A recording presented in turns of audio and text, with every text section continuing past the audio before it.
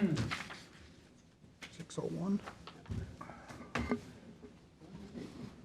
Everyone ready? 6:01. Ladies and gentlemen, welcome to the January 11th Select Board meeting. Welcome. Our first agenda item is the Pledge of Allegiance. I'll ask Mr. Bennett to lead us in the Pledge of Allegiance today, please.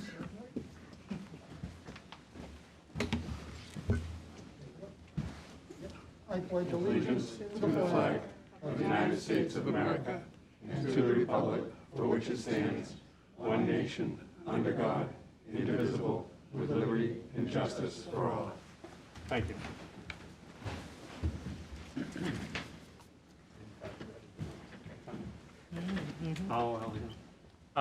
I'll accept a approval of the regular minutes of December 21st, 2021. So moved. Motion moved Second. and seconded. Any questions or changes on the minutes? All in favor? Aye. Opposed? Abstain. Thank you. I will now accept approval of the minutes of executive session from December 21st, 2021. So Motion moved. to accept. Motion moved, Second. seconded. Any discussion on the motion? Yeah, I have a question. Yes, So how were these minutes captured? I took them. You I dictated them afterwards. you wrote them as we were, Not as we were doing it, as I wrote them from afterwards. from your memory? Yes. Is there something you believe is inaccurate? No, I'm not. I'm just curious as to whether or not you had recorded the meeting, that's all. No, I didn't record the meeting in any manner. Okay, all right. I'm all set, thank you. Any other discussion? All in favor? Aye. Opposed? Thank you. This time we offer an opportunity for new public business. That's business that's not on the agenda that a citizen would like to bring to our attention. Is there any new public business? Mr. Bradstreet, please, welcome. Thank you.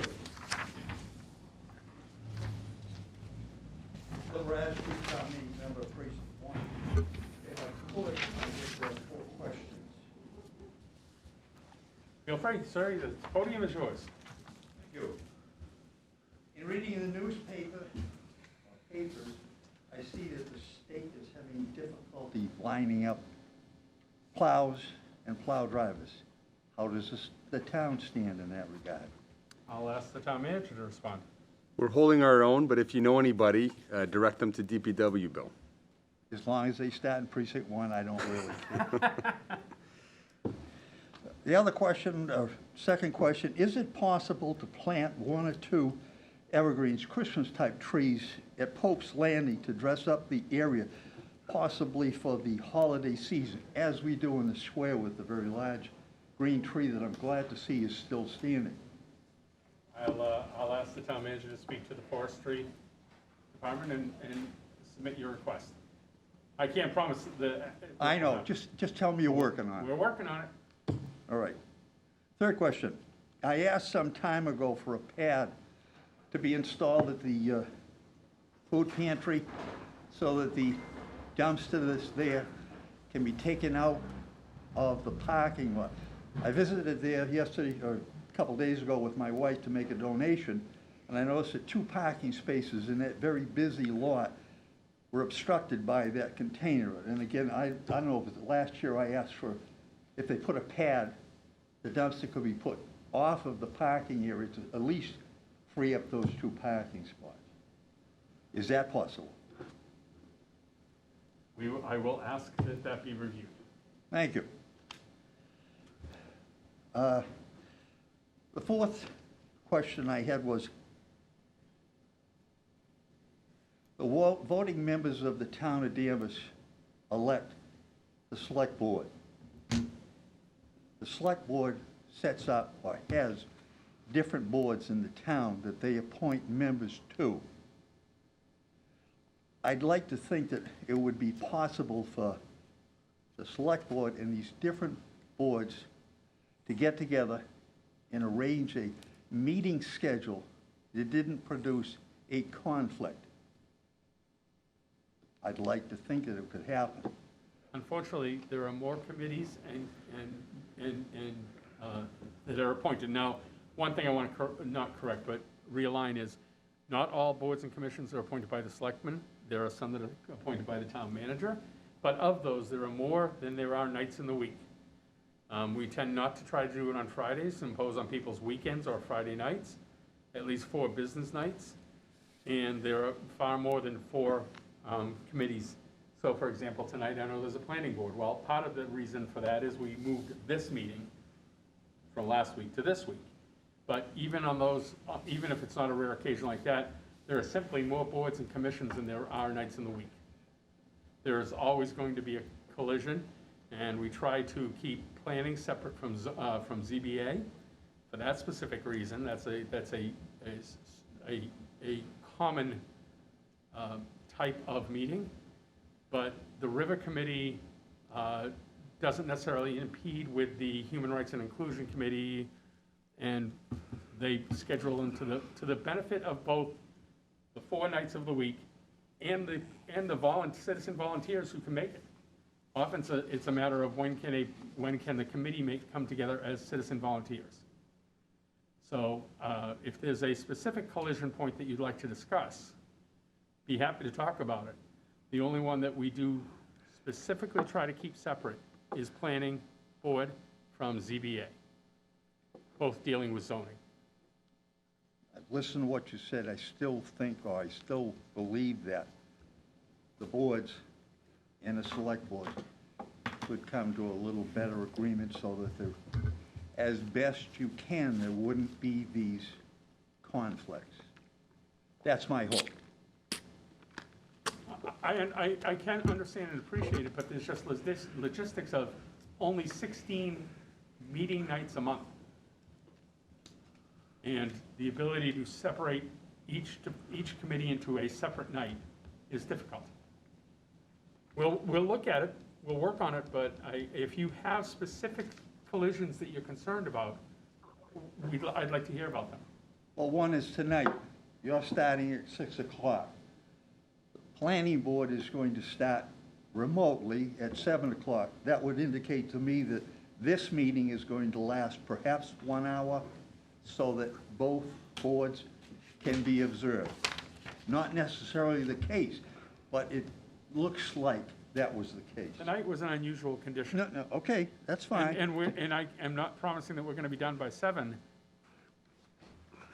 It's not a common occurrence for people to attend multiple meetings in a night that, in a collision. That's obvious tonight. Well, right. Anyways, just tell me you're working on it, please.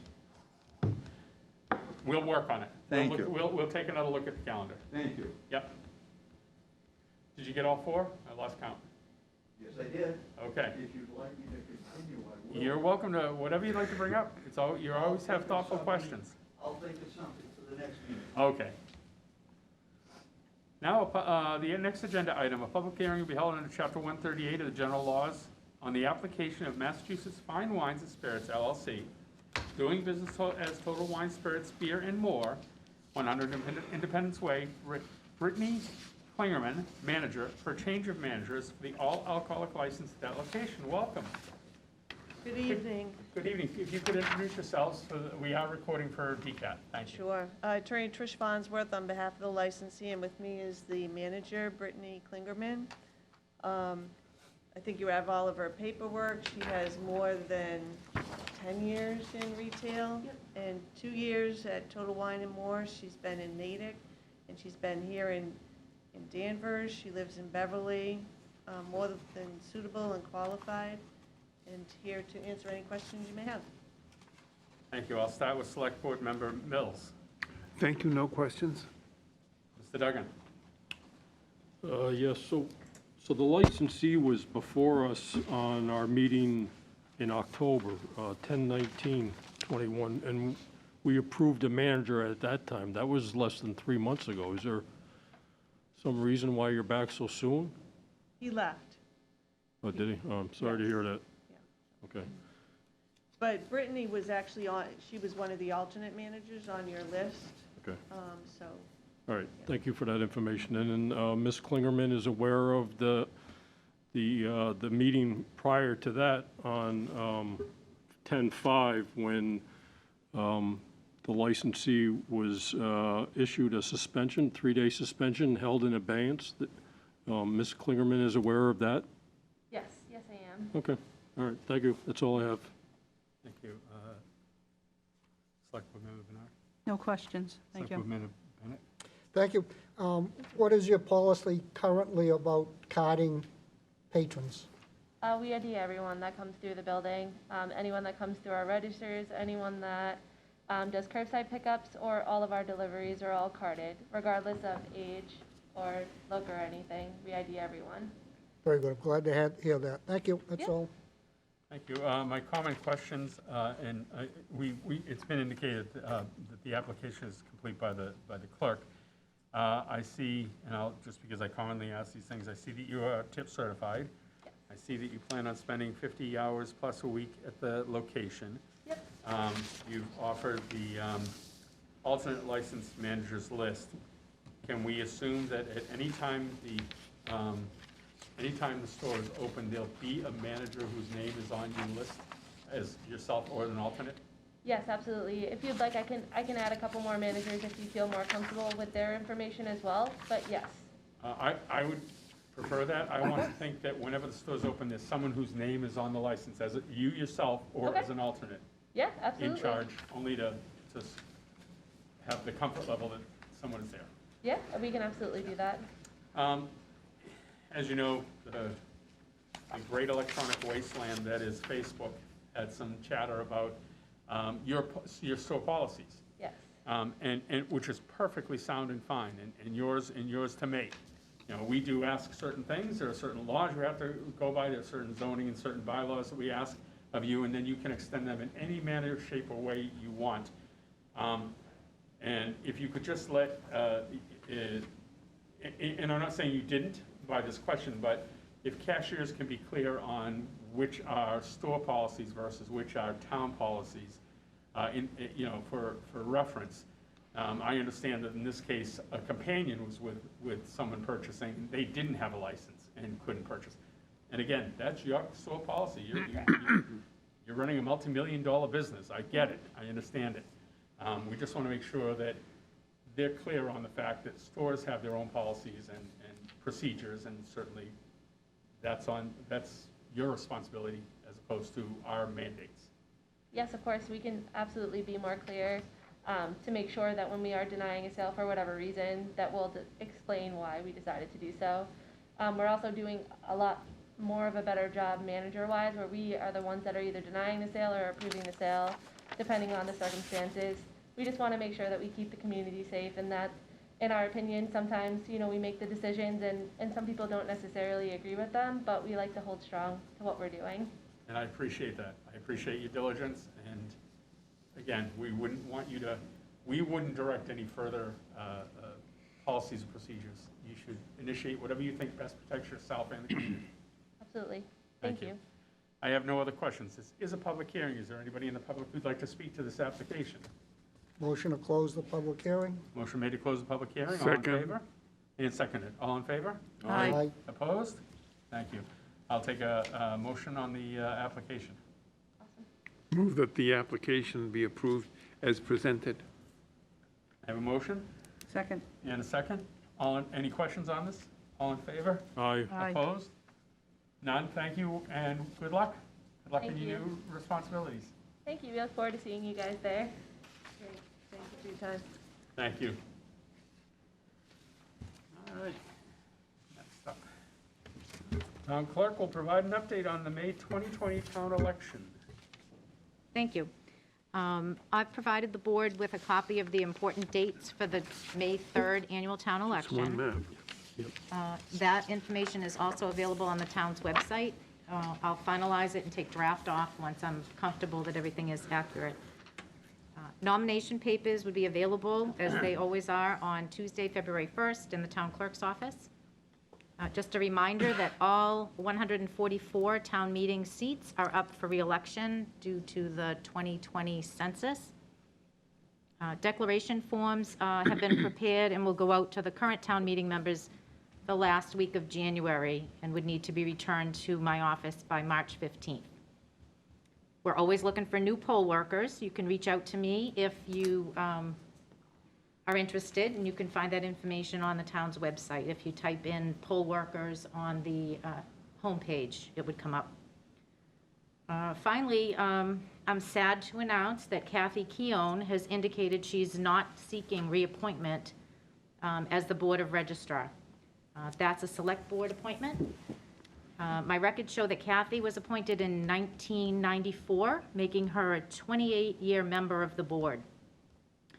Kathy's provided great support to the clerk's office on election work. I appreciate all she's done over the years. Kathy was a registered Democrat. Her seat will need to be filled with a registered Democrat. If anyone's interested, they could fill out a talent pool application, which can be found on the town's website, and those applications should be returned to the town manager's office. That's all I have, unless anybody has any questions. Board members, any questions, Mr. Decker? No. Good. Yep, David? Good, thank you. Kathy, I suspect, I know several town meeting members. I know some of them are my age. I know I overemphasize that. Now, somebody, be careful, Mr. Bradstreet. They're going to ask, supposing someone was in their second term as a town meeting member, they're going to say, well, what should I take out papers for, 1, 2, or 3-year term? Is there going to be any guidance, Kathy, to the existing town meeting members as to how to, I suppose, re-up for their own, to re-enter with their longevity? Yeah, on the declaration paper that I'm sending out, the way that's going to work and the way it works every 10 years when we have to reset town meeting, the top, so there'll be 18 seats for each precinct, 6 for the 3-year term, 6 for a 2-year term, 6 for a 1-year term. So the top 6 vote getters would get the 3-year term. Oh, okay. The next 6 would get the 2-year term, and then the last 6 of the top 18 would get the 1-year term. Okay. So what it does is the people that you were up for election with in your cycle, that's all going to shuffle. Sure. But I'm happy to answer any questions that they have as they come in with their declaration papers. Maybe that's going to be clear in the papers that you send out. I'll bet it is. I've got some information on the town's website as well. Good. Thank you very much, Kathy. Yes. Thank you, Clarity, Gardner. when you say declaration papers, you mean these forms that current town meeting members can fill out to not have to get nomination papers? Correct, yes. Yep, So if you are seeking office and you're not currently an office holder, you would need 50 signatures, is that right? town meeting members need 10 signatures 10 signatures of, that you certify against the rolls within their own precinct. within their precinct. Yes, If you are an existing town meeting member and choose not to, you don't want to go through the nomination process, you can sign this letter, this Yes. declaration you're going to send them. correct. Okay. Yep, and then if you were running for a committee at large, I mean, a seat at large, so if you were running for moderator, select board, school committee, library trustee, that's where you need the 50 signatures Thank you. on the nomination. We can't make a declaration? No, nice try. I noticed in your form, the Yes. Danvers Housing Authority has no, There's no seat up this year. okay, Yes, I confirmed that with Cindy Dunn. thank you very much. All right, I'm sorry, I kind of jumped around.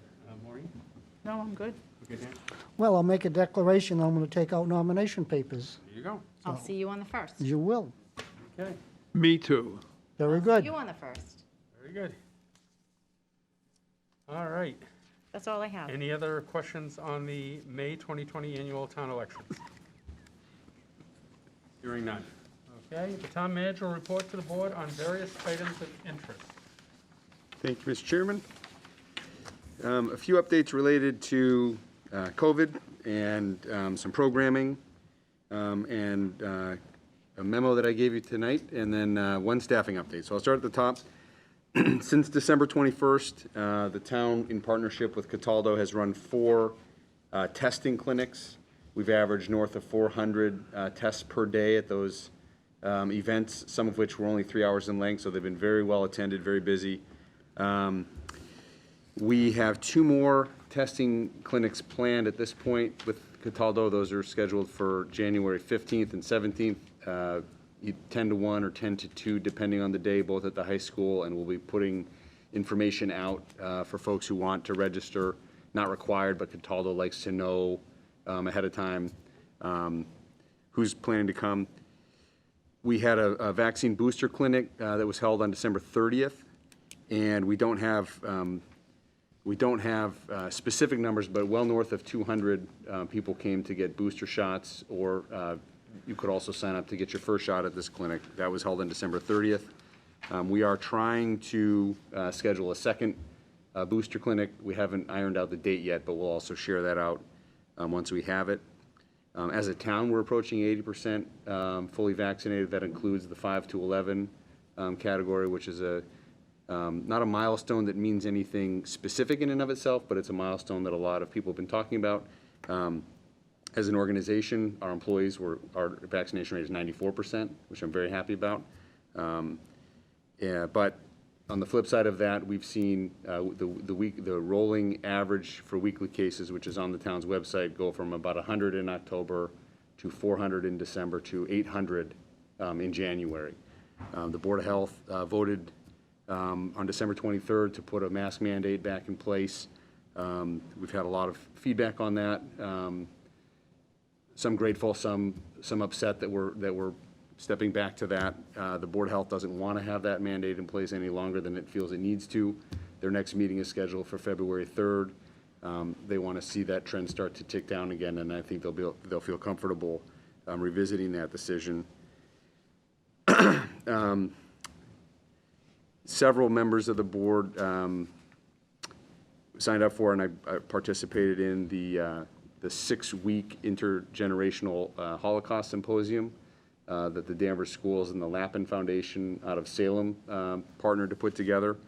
I attended last week's. There were 36 students and 31 community leaders who participated in the first session. It was a powerful session. It's each Thursday for the next 6 weeks. And I know the schools have worked with the Lappin Foundation, begun to work with the Lappin Foundation on some other programming as well. It's a great organization. It's right in our backyard. And they've generously sponsored this event. Danvers is one of the first communities that have done this particular event, bringing youth and community leaders together, and it really was a great evening. Looking ahead to next week, the Martin Luther King event has been switched to a virtual event rather than in person this year. That'll be on the 17th. It'll be broadcast on DCAT. I sent an update out to the board earlier today that we are looking at the February 1st meeting for our annual financial summit. That's a little bit later. In years past, we've done that in the fall, but Finance Director Rodney Conley expressed a desire about a year ago to try to move that closer to the budget cycle for 2 reasons. One, we have better numbers in February than we do in the fall. The audit is complete, so we can talk about actual audit results rather than estimated audit results. So we've put invitations out to the Finance Committee and the acting superintendent and the library director to extend invitations to those boards as well. So that's scheduled for February 1st, and we will also have a representative from our audit firm, Melanson, with us on February 1st to walk the board through the FY21 audit. Spoiler alert, it's a clean audit. Numbers are in good shape despite the year or two that we've been navigating.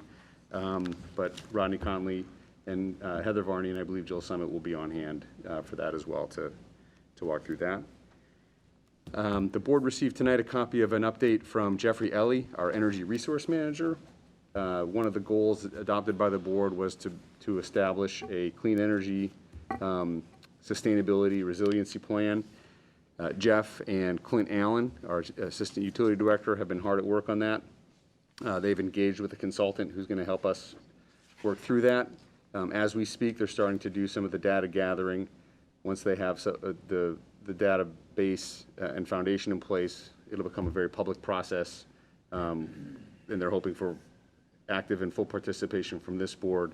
And one of the reasons that this particular consultant, you can see in the memo the list of communities that this consultant has helped develop similar plans. They do a very good job with public engagement and getting the public both to offer input and then also buy-in, because the plan requires both input from the community but also buy-in from the community to be effective. I'd be happy to answer questions about that after you've had a chance to read this. If you want to shoot me an email, or we can talk about it at the next meeting or in between. And then lastly, this board received an update, but I'll share publicly that We're excited that our new health director will be starting January 24th. Frank Giacalone has been the public health director in Newburyport for the past 6 years. He lives in Beverly. And when we re-advertised the position, he applied. We interviewed him along with Dee Joko from the health board. He sat in with us on the interview. Strong candidate. We're very excited to bring him into the fold. So I'm told he attended the last health board meeting incognito. Apparently he had a mustache and sunglasses, so nobody would know who he was, but he wanted to get a feel for the board. So he's excited to come and get started. We are certainly excited to have him. And that's it for my update. I'm happy to take questions about anything that I just provided an overview on. Any questions for the town manager? Yeah, I had a comment about the Board of Health meeting.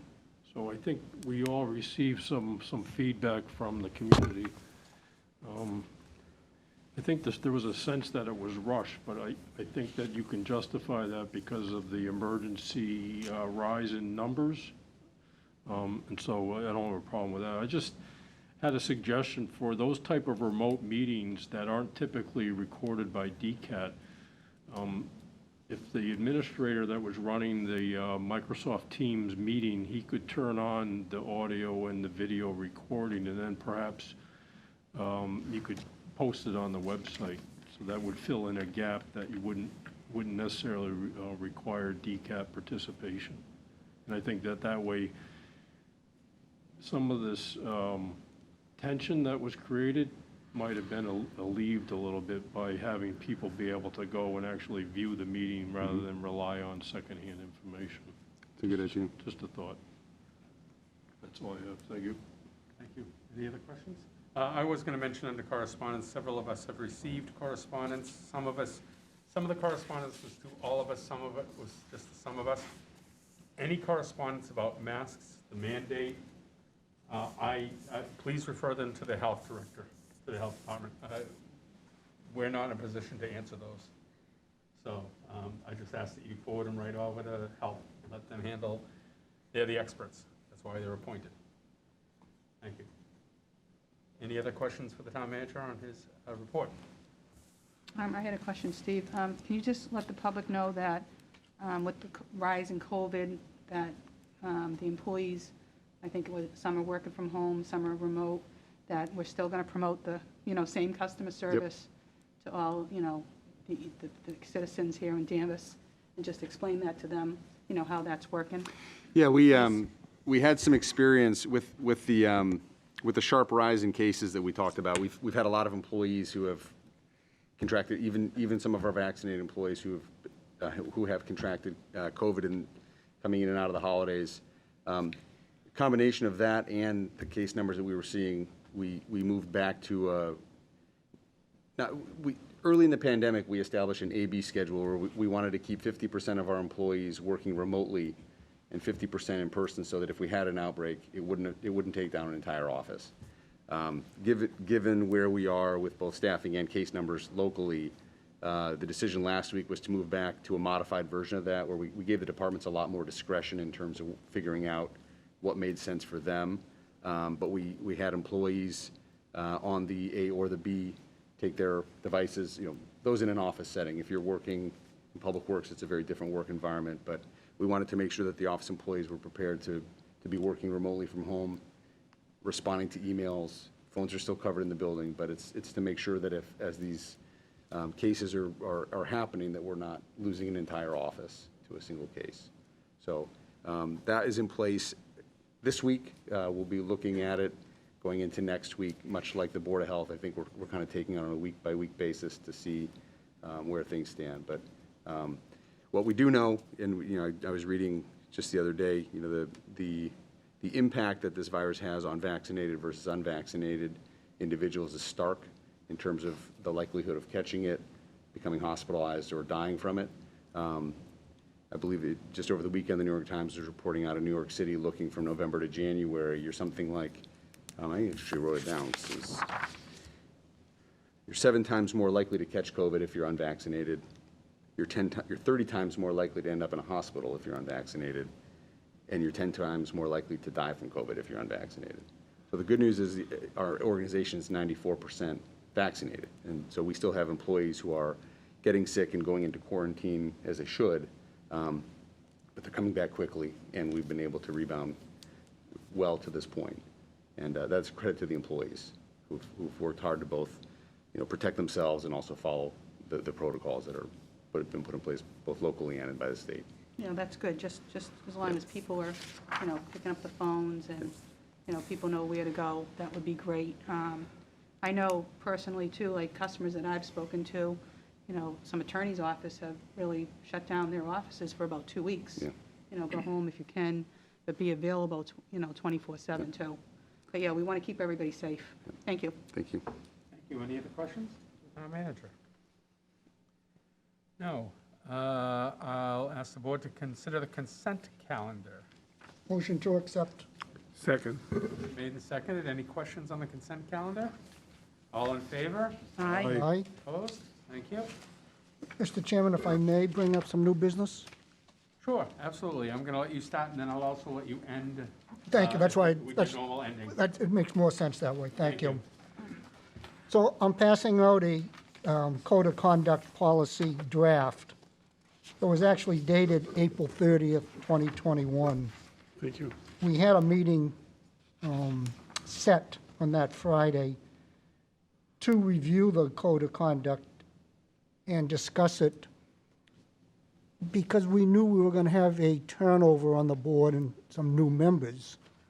And I thought it important that we lay out our community responsibility, responsibility to the town administration, responsibility to fellow select board members and other persons. I think we did the board and the community a disservice by not adopting that code of conduct at that time. And I think we actually set up Mr. Duggan to fail because then we didn't have in place these guidelines. I call them guardrails. Guardrails bend a little bit. You can go one way or another, but when you crash over the guardrails, it affects many people. So I hope that the chair will take some action and come up with a plan on how we can review the code of conduct and adopt what we think makes sense so that we can work together for the better of the community. Thank you. Yes, you did present this previously, and because of the upcoming election, we felt. You felt, excuse me, you The majority felt. of the board felt, because it did not go forward, the majority of the board at that time felt it should wait until after the election so that the new member would have the opportunity to participate. It wasn't a singular person that made that decision. But as you know, you and I have had a discussion with the town manager, including the fact that we'd like to have a board retreat as soon as is feasible and appropriate, and this subject was going to be brought up. This is a draft. It hasn't been, it isn't final. I don't believe that Mr. Duggan was set up to fail. I think that the failings were his own with what he said. There was no way we can necessarily mandate not making personal comments about a person. It's in here. I see that you put it in here. It's in there. Right. But that's mandating civility, which isn't by omission of this code of conduct. And we do have a code of conduct, Yes, we do. a current code of conduct. Without this, it doesn't mean the omission is allows for the incivility that happened. But so we will take this up, as you had requested. We will have the town manager work to set up a retreat of the board members to review, modify, correct, So again, you want to do it after the election. You don't want to do it in I'm not anticipation of new suggesting that. people. I'm not suggesting that. The town manager was going to come up with some dates for a retreat. If we want to do it beforehand, we can push for that. It's fine. Mr. Chair, if you would just put together a plan of action, please. The plan of action, as we had discussed, the town manager is going to try to gather us in a board retreat to work on this as a committee, as a subcommittee. So we will do that. In the interim, I invite all board members to look at this. There are things certainly that I would want to review and potentially add, that have come up to light lately that I thought were norms and procedures that we all agreed were appropriate, but not codified in a document. Things like the speaking for the board or media response to the board goes to the chair. And unless it is about a specific person and they're responding to their specific actions. But there are others, I think we'll find when we go ahead and start reviewing. And so I think there'll be a space here for the responsibility of the chair, whoever the elected chair is. So, Thank you. Oh, lights out. time's up. Time's up. I've never seen that happen before. No, and it's only part of the room. That's interesting. So we will take this up.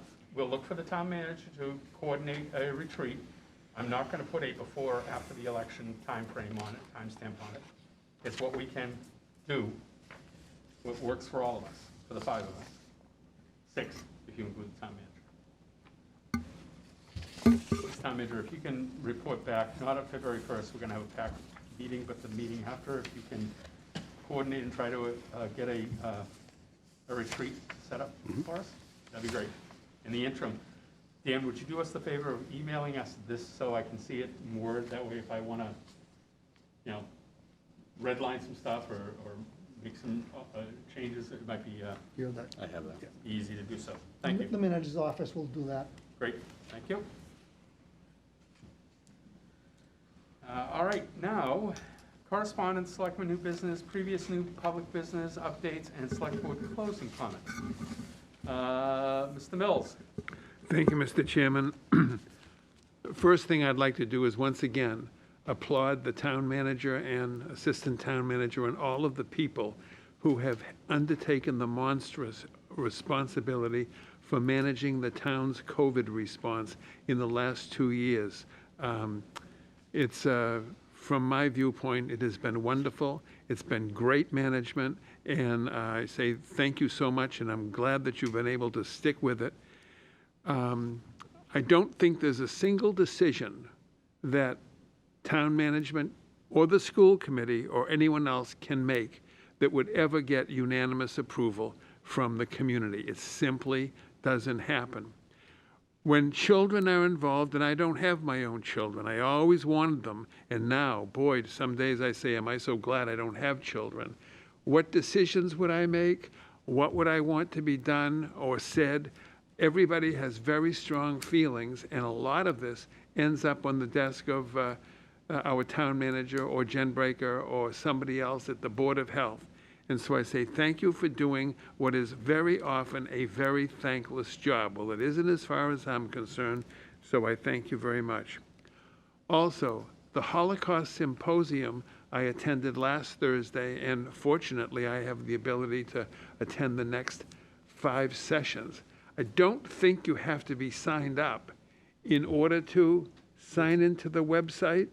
No, the, sorry to interrupt. It is. Go ahead, Steve. They did, it was limited to 50 participants, but they did expand it, so I think there are 64 people participating. But Now- it's set up like a curriculum, so it's for registered. Registered guests Correct. only. Oh, okay. Well, if there's still room, it is a wow. It is a mind-altering, wonderful program, reminding me of all of the things that I wanted to forget because they were too painful, and to study them together in the community, especially of this phenomenal array of people, from young to old, students, teachers, just other interested people. It's really wonderful, and I applaud once again the school department and the group that is, what is the name of it, Steve?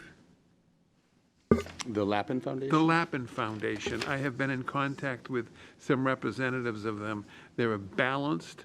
No wonder they do such good work, because they just do everything like ladies and gentlemen. Wow, they do a great job. Next, Steve mentioned the Martin Luther King presentation by the Human Rights and Inclusion Committee, which will be online. Is that next Monday, the 17th? Yeah, next Monday, the 17th at 4 o'clock. The committee and its predecessor, the Diversity Committee, we have done a Martin Luther King event, I think for approximately 20 years. A while back, it was a dinner at the Danvers Port Yacht Club. It was extremely well-attended and well-supported. For the last 4 or 5 years, the event has been held in the atrium, the beautiful room at the new Danvers High School, and it has been standing room only and wonderful food, I might add. And so this year, once again, I think this is our second, could be our third year online for it. A lot of work goes into it, and I hope people will keep in mind 4 o'clock on Monday afternoon. And then, yeah, that's all I wanted to say. Thank you, Mr. Chairman. Thank you. Select Board Member Duggan? Thank you. I just have one item. So it has to do with water meters. A few people have reached out to me recently with water meters that have failed in the sense that they have had significant water intrusion into their basements and other areas of their home. When I went out to the website, I didn't see any kind of user information to perhaps be able to identify points of failure, to maybe allow homeowners to identify meters that appear to be on the verge of failing, perhaps. And then also, there's also been comments about significant billing for high usage that wasn't thought to be accurate. And so when I look at my meter, I don't see the numbers lit up, and I'm not able to get them to come on with the photovoltaic. It has a little area where you can shine a flashlight on it, and it makes the meter come alive. I know that the manufacturer has a user guide, and so perhaps maybe we get a copy of that and post it on the website as well, because that's a useful function. You can identify, the meter will tell you if the water is being consumed, and if you know that you're not consuming any at that moment, you may be able to identify some type of leak in your house or something like that, so that could be useful. And they can also track the usage almost in real time over a period of months. So I know that I've been down to the water sewer building, and they have a room down there where I see that it's like a little workshop where they rebuild the meters. But also I was curious about I assume meters, just by, we have thousands of them out there. There must be some like small percentage of failures, but is this something that the numbers perhaps exceed the industry norm for that device? And that also, to the metrics, are they increasing over time? I know we had problems with the electric meters where we've been out replacing those, and was just curious if there was something similar with these. Thank you. Yeah, that's all I have. Through you, Mr. Chair, the electric meter replacement, there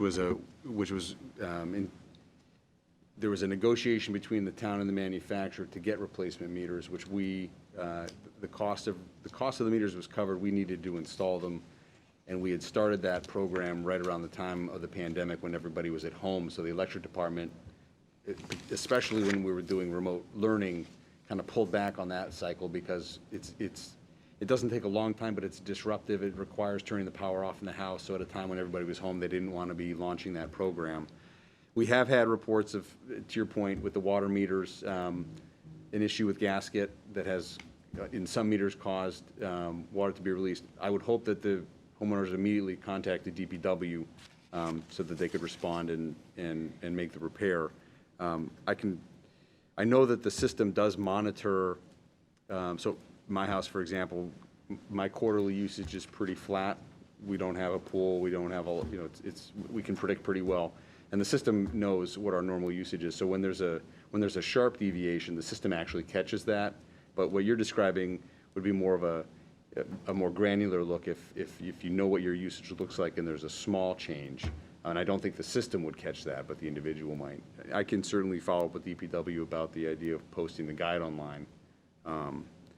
But I don't believe that the water meters themselves per se have seen a sort of an above average failure rate. I think we have had some instances that this is not the first time we've heard about that, and I know DPW will go out pretty quickly and help get that corrected.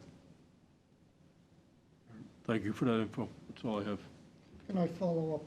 That's good conversation. You say that the water company, they can see if your usage is abnormal or fluctuates? So if for example, your baseline is, I can't make up that, I mean, I won't give a good number. Right. 250 cubic feet, thank you, Bill.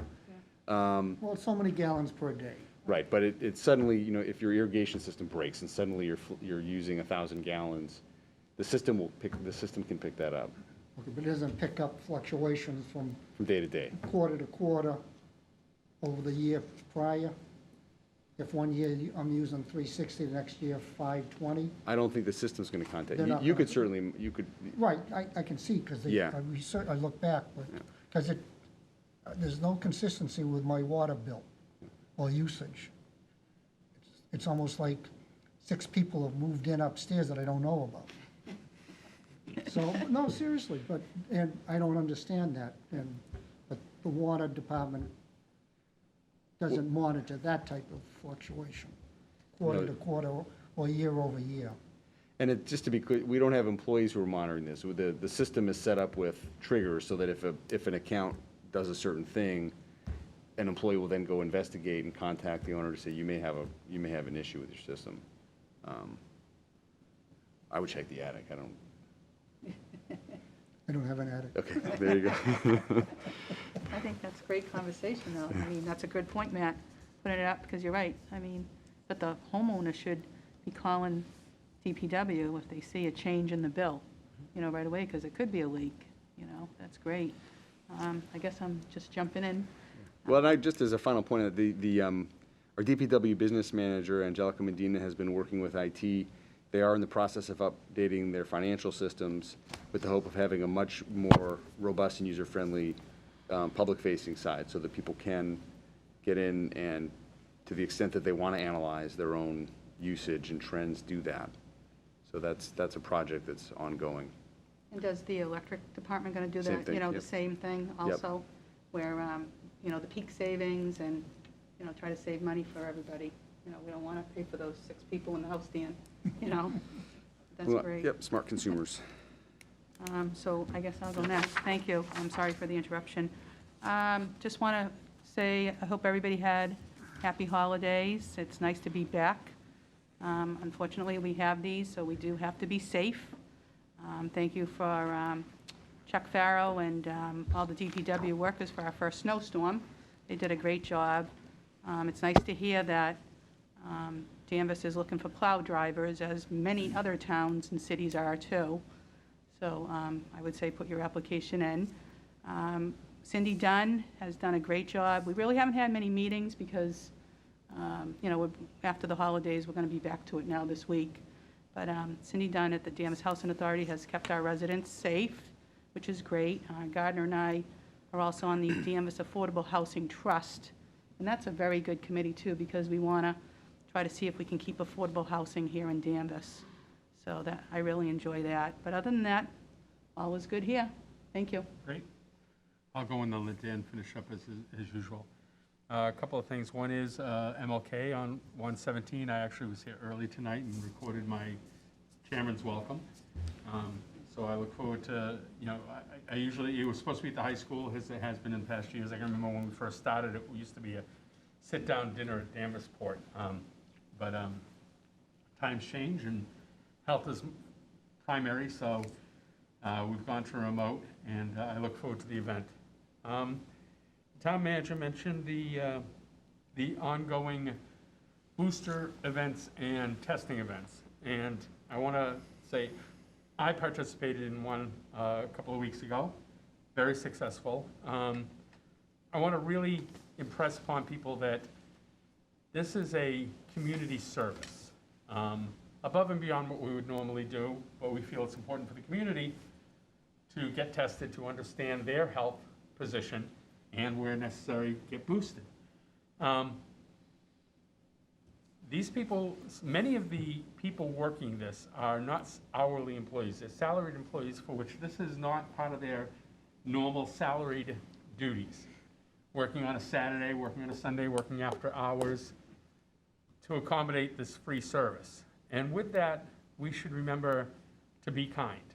I personally witnessed several people admonishing the people working the lines because there's a long wait. Yes, there's a long wait. One thing to remember is if you pre-register, which is always encouraged, Cataldo has it, and they simply say, in my case, the day I was going was a 4 o'clock start. They just say 4 o'clock. They don't give you a time slot. Everybody who signed up and pre-registered got 4 o'clock. So understand that there's going to be a wait. You're in your car, you're warm, you're comfortable. There are people standing out in the rain and the cold trying to serve you. And we would ask people to be respectful and be kind to those people. And thank Cataldo for the work they do, as well as the town employees who are out in the cold and the wind and the rain, trying to direct traffic, trying to make sure you're served well. And I was pleased with my experience, and thank the town for it. And then just a couple of other cleanup. We generally all of us get the same emails. Sometimes we individually get emails. We did get another email from a citizen that I forwarded to all of you with concerns about Mr. Duggan, or who he presumes to be Mr. Duggan. I can't say it was or not. Taking photos of his house as well, and the concerns he voiced I sent to you. Mr. Lucy sent us an email reminding us of an interaction he and I personally had. I'm being fair because if I'm going to mention one, I mention that one too. But Mr. Lucy and I have had long history of interactions that don't fall in the same category. And I got an email today about, as I said earlier, about someone vigorously questioning the mask mandate, and I couldn't answer it even if I wanted to. It is a health-related answer. They were asking if a certain mask was approved. I'm not in a position to know that. So that person's been referred to the health director, and I'm going to let those experts answer those questions. And that's all I had. Mr. Bennett, Thank you. To finish up. Thank you very much. First of all, I'd like everybody to know that the Friends on the Danvers Council of Aging is supporting a restaurant gift certificate raffle to raise funds, 1, for the transportation at the senior center, 2, to help pay for the meals and the guest speakers at the men's club, and 3, to support the drive-through initiatives for the senior centers with their little bags of goodies. So I urge you, and I forgot to bring the flyer tonight, shame on me, but tickets are available at the senior center, $10, and you can have one of 3 chances to win numerous gift certificates from our local restaurants that have been very generous, and our members of the Friends have gone out and collected these. So go swing by Senior Center, get your tickets, $10. I'll have the more information at our next meeting. The drawing is around Valentine's Day, so plenty of time to get your tickets. And to close, please remember to thank veterans. Very important. Thank you, Danvers. Thank you very much. Just a reminder to the board members, this document that you received tonight will be discussed on February 1st. You want to bring it back with you if you have any notes or questions from it. Thank you, Danvers. Be safe.